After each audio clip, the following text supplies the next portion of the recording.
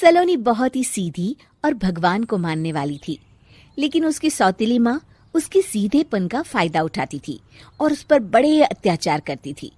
जरा सी चूक हो जाने पर उसकी खूब पिटाई करती। अरे सुनते हो, कोई लूला लंगड़ा देख इसकी शादी तय करो और इसे इस घर से बाहर का रास्ता दिखाओ। सलोनी के पिता जानते थे कि मीना एक चांडाल औरत है, इसलिए वो एक अच्छा घर देख सलोनी की शादी कर देते हैं। लेकिन वहां भी सलोनी से जलने वालों की कमी नहीं थी। सलोनी की ननद निकिता उसे बिल्कुल पसंद नहीं करती थी। सलोनी, बात तो सुनो जरा। जी कहिए। आज शाम को मेरे बॉस खाने पर आ रहे हैं। ध्यान रहे उनकी खातिरदारी में किसी प्रकार की कोई कमी नहीं होनी चाहिए। जी आपने कह दिया, बिल्कुल वैसा ही होगा। शाम को सलोनी जैसे ही गैस पर खाना चढ़ाकर वहां से जाती है अभी इसके खाने का स्वाद बढ़ाती हूँ। निकिता गैस की आंच तेज कर देती है। थोड़ी देर में देखते ही देखते सारा खाना जल जाता है और पूरे रसोई घर में चारों तरफ धुआं फैल जाता है। अब आएगा मजा। माँ जल्दी आओ, यहाँ देखो सलोनी ने किचन में आग लगा दी। अरे तेरा सत्यानाश हो, कल मुही तूने ये क्या कर दिया? सलोनी की सास उसे बहुत डांट फटकार लगाती है। तभी मोहन अपने बॉस के साथ घर में प्रवेश करता है। अरे भाई मोहन, ये क्या तुम्हारे घर का क्या हाल हो रखा है? लगता है खाना जल गया है। चलो खाने का प्रोग्राम कैंसिल करो, मैं अपने घर जाके खा लूंगा। सर दरअसल वो सर मुझे माफ कर दीजिए। अरे कोई बात नहीं, घरों में ये छोटी मोटी बातें होती रहती है। मैं समझ सकता हूँ, फिक्र मत करो, मैं नाराज नहीं हूँ और इस बात का तुम्हारे प्रमोशन पर भी कोई असर नहीं पड़ेगा। चले अब चलता हूँ मैं। बॉस के जाते ही मोहन सलोनी पर भड़क उठता है और उसे खूब खरी खोटी सुनाता है। भगवान, मेरी माँ तो कहती थी कि अच्छे लोगों के साथ हमेशा अच्छा होता है, फिर मेरे साथ ही बुरा क्यों होता है? आखिर मेरी गलती क्या है?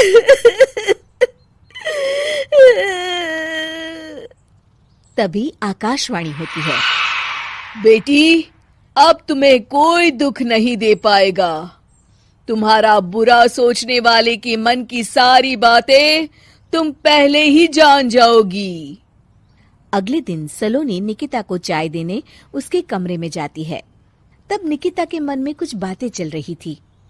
कल तो मैंने सिर्फ खाना जलाया था, अब तू देखती जा सलोनी, तेरा इस घर में जीना हराम कर दूंगी। अच्छा, तो ये बात है, अब इसे सबक सिखाना ही पड़ेगा। कुछ दिनों के बाद, सलोनी, मेरे कपड़े जल्दी से प्रेस कर दो, ऑफिस के लिए देर हो रही है। सलोनी मोहन के कपड़ों के पास प्रेस गर्म होने के लिए रख देती है और अपने कमरे में चली जाती है। तभी हॉल में निकिता आती है। सलोनी चुपके से उसे देख रही होती है। आज अगर मैंने ये कपड़े जला दिए तब तो पक्का मेरा भाई इस सलोनी की बच्ची को धक्के मार के घर से बाहर निकाल देगा। अरे तू क्या मुझे निकलवाएगी? महादेव है मेरे साथ। ठहर जा निकिता, आज तो तेरी खैर नहीं। सलोनी अपने पति मोहन को बुला लाती है और निकिता की सारी करतूत दिखाने लगती है। निकिता गर्म प्रेस मोहन के कपड़ों पर रखकर अपने कमरे में चली जाती है। मेरी बहन इतनी बड़ी चालबाज निकलेगी, मैंने तो सोचा ही नहीं था। मुझे माफ कर दो सलोनी, मैं तुम्हें गलत समझ रहा था। मोहन निकिता को बुलाकर उसे खूब डांट फटकार लगाता है। उस दिन के बाद से सलोनी की जिंदगी पूरी तरह बदल जाती है। सलोनी हर किसी के मन की बात सुन लेती थी। दूसरी तरफ निकिता का कोई भी दांव सलोनी पर नहीं चलता था और आखिरकार वो भी सलोनी के आगे घुटने टेक देती है। फिर एक दिन सलोनी की सास की सहेली ममता अपनी बहू कविता के साथ वहां आती है। कविता मन ही मन कहती है, अरे ये बुढ़िया पागल है जो मुझे यहाँ लेके आ गई। कहाँ मैं अपनी किटी पार्टी छोड़ के इसके साथ यहाँ मरने आ गई।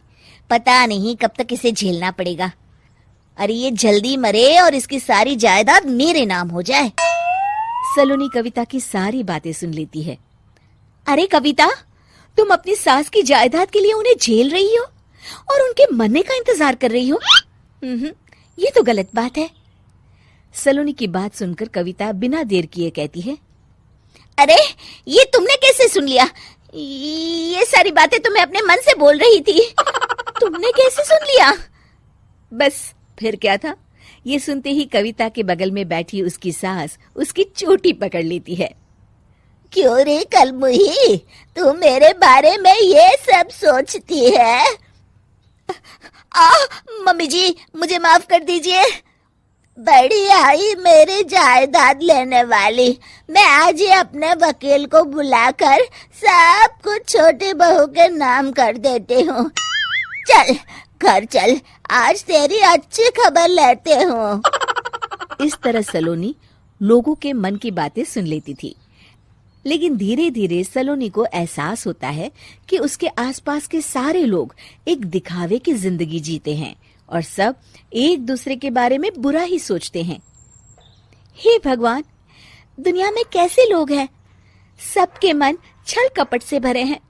मैं तो लोगों के मन की बातें सुन सुनकर तंग आ चुकी हूँ। मैं अपनी जिंदगी में अब बहुत खुश हूँ। अब आप मुझसे ये शक्ति वापस ले लीजिए भगवान। इस तरह भगवान सलोनी को दी हुई शक्ति वापस ले लेते हैं और सलोनी एक आम जिंदगी जीने लगती है।